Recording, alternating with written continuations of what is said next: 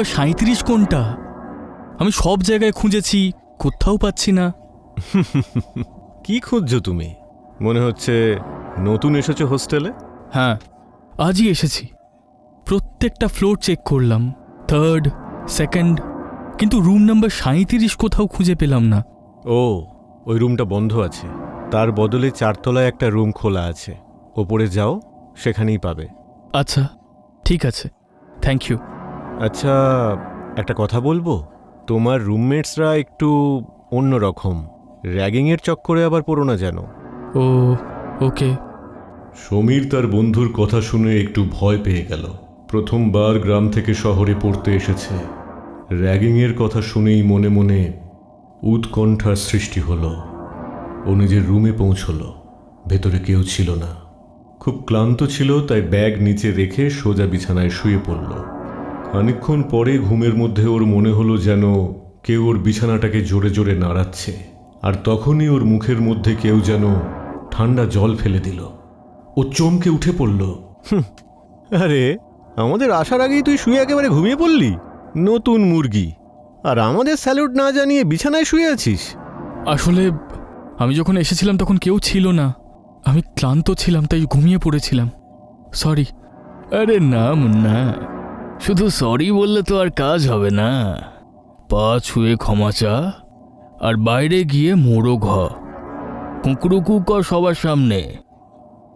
না, please please আমার সাথে এরকম করো না। আমি এটা করতে পারবো না। আমি হাত জোড়ো করছি, প্লিজ আমার সাথে এইসব করো না। ওহো, খুব লজ্জা পাচ্ছিস নাকি? তাহলে আরেকটা চ্যালেঞ্জ নিয়ে নে। যদি ভীতু না হোস তাহলে সম্মানটা বেঁচে যাবে। 3rd ফ্লোরে রুম নাম্বার 36-এর কাছে একটা পুরনো ঘর আছে, কোনো নাম্বার লেখা নেই। পুরনো রুম নাম্বার 37। শুনেছিলাম ওই রুমে নাকি কোনো ছেলে সুইসাইড করেছিল। ওর আত্মা নাকি এখনো ওখানেই ঘুরে বেড়ায়। যদি তোর সাহস থাকে তাহলে ওখানে যা, আর মাত্র 10 মিনিট ভেতরে থেকে আয়। পারবি? কি? ওখানে ওখানে কেউ সুইসাইড করেছিল? না দাদা, প্লিজ। তাহলে ঘরের বাইরে গিয়ে মুরগি হয়ে দাঁড়িয়ে থাক। তোর সামনে দুটোই অপশন, রুম নয়তো র্যাগিং। যদি দুটোর কোনোটাই না মানিস তাহলে কাল সকালে হোস্টেল থেকে তোর নাম মুছে যাবে। ঠিক আছে, আমি ওই রুমে যাব। ভালো ছেলে। তাহলে ঠিক রাত 12টার সময় ওই ঘরে যাবি, এখন নয়। আর শোন, এই নে রুমের চাবি, নয়তো রুমের ভেতরে কি করে যাবি? কিন্তু এখন যাস না জানো। আসল মজা তো তখনই আসবে যখন ঘড়ির কাঁটা রাত 12টায় পৌঁছবে। বুঝতে পেরেছিস তো? ভিকি আর তার বন্ধুরা প্রত্যেক নতুন স্টুডেন্টের সঙ্গে এটাই করে। র্যাগিংয়ের নামে এতটাই ভয় দেখায় যে কেউ ওদের বিরুদ্ধে কথা বলার সাহস পায় না। ভিকি সমীরের নাম্বার নিজের ফোনে সেভ করল, আর যাওয়ার সময় ওই পুরনো ঘরের চাবি ওর হাতে ধরিয়ে দিল। সময় গেল, ঘড়ির কাঁটা ধীরে ধীরে 12টার ঘরে পৌঁছল। সমীর নিজের বিছানায় বসে কাঁপছিল, বুকটা ধুকপুক করছিল। তারপরে একটা গভীর নিঃশ্বাস ফেলে নিচে 3rd ফ্লোরের উদ্দেশ্যে গেল। যখন ও নিচে পৌঁছল, ওর ফোনে ভিকির ভিডিও কল আসতে লাগলো। না যাওয়া সত্ত্বেও কলটাও রিসিভ করলো। আরে, ওখানে দাঁড়িয়ে আছিস কেন? যা, এগিয়ে যা, দরজার কাছে গিয়ে তালা খোল। হ্যাঁ, এই যাচ্ছি। সমীর ফোনের ব্যাক ক্যামেরা অন করলো, ধীরে ধীরে এগিয়ে গেল, আর শেষ পর্যন্ত রুম নাম্বার 37-এর সামনে গিয়ে দাঁড়ালো। সে চাবি তালায় দিল। চাবি তালার ঘর্ষণের আওয়াজ গোটা করিডোরে প্রতিধ্বনিত হতে লাগলো। দরজা খোলা মাত্রই ভেতর থেকে একটা ভ্যাপসা গন্ধ ওর নাকে এলো। সমীর কাঁপতে কাঁপতে ওর ফোনের টর্চটা অন করলো, আর তখনই ভিডিও কলটা কেটে গেল। আরে, এই ভিডিও কলটা তো বন্ধ হয়ে গেল। আবার কল করি, না হলে ওরা সবাই এটাই বলবে আমি ইচ্ছে করে ভিডিও কল কেটে দিয়েছি, আর সকলের সামনে র্যাগিং করবে আমাকে। সমীর নিজে থেকেই এবার ভিডিও কল করলো, কিন্তু কল কানেক্টই হচ্ছিল না। তখনই ওর মনে হলো ঘরে কেউ আছে, যেন কেউ পা টিপে টিপে ওর দিকে আস্তে আস্তে এগিয়ে আসছে। কে এখানে? উত্তর দাও, কে এখানে? সমীরের এই কথাটা জিজ্ঞাসা করা মাত্রই যে পায়ের আওয়াজটা এগিয়ে আসছিল সেটা হঠাৎ করে থেমে গেল। সমীরেরও মনে হলো হয়তো এটা ওরই মনের ভুল, কিন্তু তখনই হঠাৎ ঘরের জানলাগুলো ভীষণ আওয়াজ করে খুলে গেল। হঠাৎ কেউ পেছন থেকে সমীরের পাটা টেনে ধরল আর সমীর সামনের দিকে হোঁচট খেয়ে পড়ল। ওর মাথা ফেটে রক্ত পড়তে লাগলো। ও সঙ্গে সঙ্গে উঠে পড়ল আর তারপরে তাড়াতাড়ি দরজার দিকে পালাতে লাগলো। কিন্তু যখন ও দরজা খোলার চেষ্টা করল, দরজাটা বন্ধ হয়ে গেল। আর তখনই ও নিজের ঘাড়ের ওপর কারোর গরম নিঃশ্বাস অনুভব করল। সমীরের কাঁধে কেউ যেন হাত রাখল। সমীর জোরে চিৎকার করে উঠল, আর ও যেই পেছনে ফিরে তাকালো, সেখানে যতীন আর রাকেশ দাঁড়িয়েছিল। আর ওর ভিডিও বানানোর সঙ্গে সঙ্গে চিৎকার করে হাসতে লাগলো। তুই তো দেখছি একেবারে ভিতুর ডিম রে। দেখ নিচের দিকে একবার, এত বড় হয়ে গেছিস তবুও কেমন ভয় পাচ্ছিস। তোর তো আমরা ভিডিও করে নিয়েছি, এবার এই ভিডিও গোটা কলেজ দেখবে। না না, এমনটা করো না প্লিজ। দেখ, এমনটা তো হবেই। আর রুল তো সবার জন্যই সমান, তাই না? র্যাগিং তো সব স্টুডেন্টসদেরই হয়। তোর যদি না হয় তাহলে তো এক্স স্টুডেন্টদের সঙ্গে অবিচার করা হবে রে। একটা কাজ কর, ওর পোশাকগুলো খুলে দে আর সেটার ভিডিও বানিয়ে নে, আর তারপরে সেটা আমরা পাবলিশ করে দেব। না না প্লিজ না। ওরা সবাই মিলে সমীরকে পোশাক খোলার জন্য জোর করতে লাগলো, কিন্তু সমীর ওদেরকে ধাক্কা দিয়ে সেখান থেকে পালিয়ে নিজের রুমে গিয়ে বসে পড়ল। রুমের মধ্যেই ভিকি ওয়েট করছিল। সমীরকে দেখে ও রাগে ফেটে পড়ল। তুই পালিয়ে ওপরে চলে এলি? আমাদের কথা না শোনার ফল তুই জানিস। এর জন্য তোকে কিন্তু সারা জীবন পস্তাতে হবে। ভিকি সমীরের দিকে এগিয়ে যাচ্ছিল, আর তখনই ওদের কানে রাকেশের চিৎকার ভেসে এলো। রাকেশের চিৎকার শুনে ভিকি তাড়াতাড়ি নিচে এলো আর দেখলো যে যতীন সেই বন্ধ ঘরের বাইরে দাঁড়িয়ে আছে, আর রাকেশ সেখানে নেই। রাকেশ কোথায়? আর তুই এখানে ভূতের মতো দাঁড়িয়ে আছিস কেন? উত্তর দে। রাকেশ কেন চেঁচাচ্ছিল? ওই সমীর যখনই ওপরের দিকে ছুটল, তখন ঘরের ভেতরে কারোর পায়ের আওয়াজ পেলাম। রাকেশ তো ওখানেই দাঁড়িয়ে ছিল, অন্য কাউকে তো দেখতেও পাচ্ছিলাম না। কিন্তু কেউ ওকে ধরে জানলা দিয়ে ধাক্কা মেরে ফেলে দিল। কি? এটা তুই কি বলছিস? নিচে সবাই জড়ো হয়ে গেছে ভাই। যদি আমি ফেঁসে যাই তাহলে, কারণ এখানে ঘরের মধ্যে ওর সঙ্গে তো শুধু আমিই ছিলাম। ভয় পাস না, কিচ্ছু হবে না। প্রথমে চল আমরা নিচে যাই। ওরা দুজন যখন ভয় পেয়ে নিচে গেল, সেখানে হস্টেলের সমস্ত টিচার্স আর স্টুডেন্টরা ভিড় করে দাঁড়িয়েছিল, আর মাটিতে পড়েছিল রাকেশের রক্তাক্ত মৃতদেহ। একটু পরেই পুলিশের টিম চলে এলো, আর রাকেশের ডেড বডি সেখান থেকে নিয়ে গেল। জিজ্ঞাসাবাদের জন্য পুলিশ সবার সঙ্গে কথা বলল, আর সেই সঙ্গে সিসিটিভি ফুটেজ চেক করলো।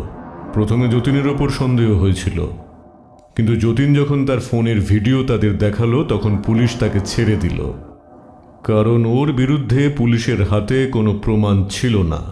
1 সপ্তাহ কেটে গেল। যতীন আর ভিকি রাকেশের এই মৃত্যু মেনে নিতে পারছিল না। অনেক দিন পর আজ ওরা ঘুমোচ্ছিল, কিন্তু ঘড়িতে যখনই ঠিক রাত 12টা বাজল, ওদের জানলায় ঠক ঠক আওয়াজ হলো। সেই আওয়াজে যতীনের ঘুম ভেঙে গেল। ও উঠে দেখল আশেপাশে কেউ কোথাও নেই, কিন্তু আবার যখন ও নিজের বিছানার দিকে যেতে থাকলো, পেছন থেকে ওকে কেউ ধাক্কা দিল, আর সেই ধাক্কায় ওর মাথা গিয়ে লাগলো সামনের টেবিলের কোণায়। মাথা ফেটে রক্ত বের হতে লাগলো। ভয় পেয়ে যখন সে পেছন ফিরে তাকালো, দেখল একটা ভয়ঙ্কর ছায়া ওর সামনে দাঁড়িয়ে, যেটা ক্রমশ ওর দিকে এগিয়ে আসছিল।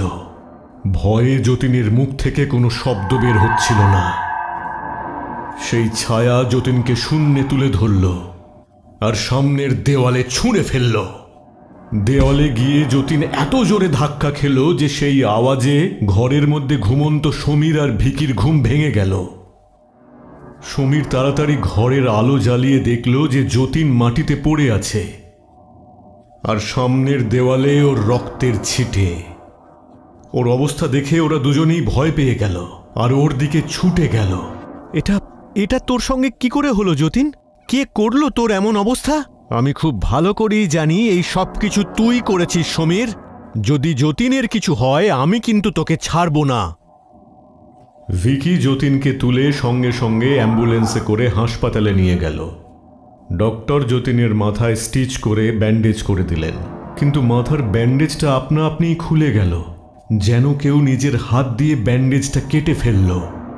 যতীনের আর্তনাদে গোটা হাসপাতাল কাঁপতে লাগল।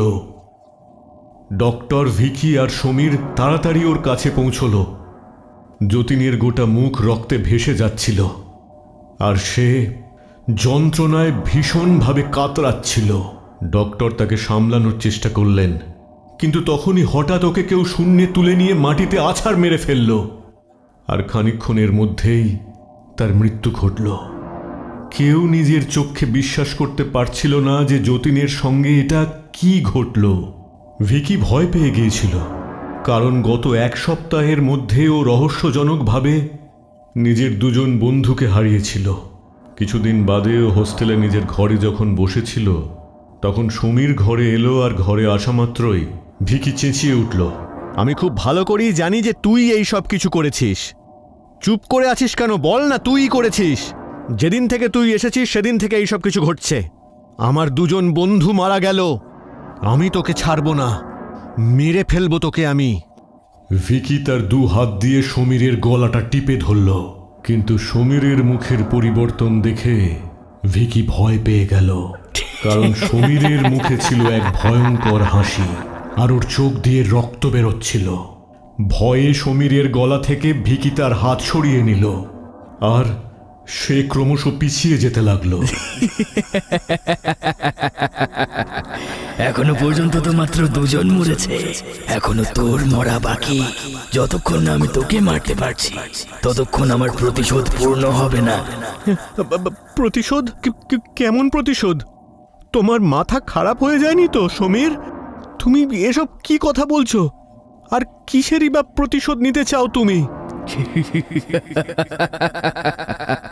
প্রতিশোধ মনে কর 11ই সেপ্টেম্বরের রাতে তুই আমার সাথে কি করেছিলি, ভুলে গেলি নাকি আমি মনে করিয়ে দেব? সমীর যেই 11ই সেপ্টেম্বর রাতের কথা বলল, ফ্ল্যাশব্যাকের মতো ভিকির সব কথা মনে পড়ে গেল। তোমরা প্লিজ আমায় বিরক্ত করা বন্ধ করো।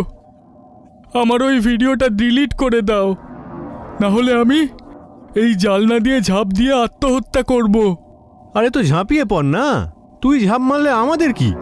হ্যাঁ, তুই বেঁচে থাকিস কিংবা মরে যা, তাতে আমাদের কিচ্ছু এসে যায় না। আমরা এই ভিডিওটা ডিলিট করব না। যদি ঝাঁপাতে চাস তো ঝাঁপিয়ে পড়। নবীন জানালার কাছেই দাঁড়িয়েছিল। ওরা তিনজন ওকে ভয় দেখানোর জন্য জোর করছিল, কিন্তু ইয়ার্কি করতে করতে সত্যি সত্যিই নবীনের পা পিছলে যায় আর ও সোজা জানলা দিয়ে নিচে পড়ে যায়। সঙ্গে সঙ্গেই ওর মৃত্যু ঘটে আর বাকিরা সেখান থেকে পালিয়ে যায়। নবীনের এই পৃথিবীতে ওর বড় দাদা সমীর ছাড়া আর কেউ ছিল না। সমীর সবটা জানার পর ভীষণ ভেঙে পড়েছিল। নবীন হোস্টেলের তিনজনের কথা ওর দাদাকে জানাতো। সমীর চেয়েছিল যাতে নবীন ফিরে আসে ওখান থেকে, কিন্তু সেখান থেকে ফিরিয়ে আনার আগেই নবীনের আকস্মিক মৃত্যু ঘটে। তুই চিন্তা করিস না আমার ভাই, তোর প্রতিশোধ আমি নেবই। আমি খুব ভালো করেই জানি ওই তিনজন মিলেই তোর এই অবস্থা করেছে। আমি ওদের ছাড়বো না। সমীর নিজের চোখের জল মুছে একটি পুরনো বুক স্টোর থেকে একটা বই নিয়ে আসে। ও বইটির একটি পাতা খোলে যেখানে ঘুল লেখা ছিল, আর সেখানে ঘুলকে জাগ্রত করার মন্ত্র আর বিধি হচ্ছিল।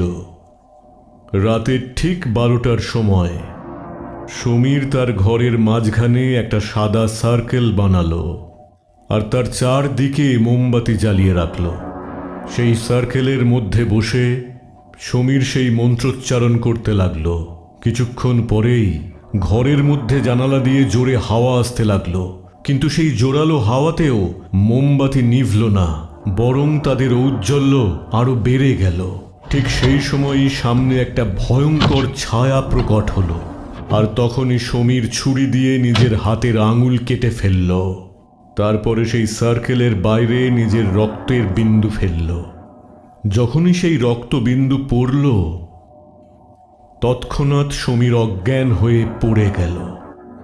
তখনই সমীরের মৃত্যু ঘটল, আর তার সামনে দাঁড়ানো সেই ভয়ঙ্কর ছায়া ধীরে ধীরে সমীরের রূপ ধারণ করতে লাগল।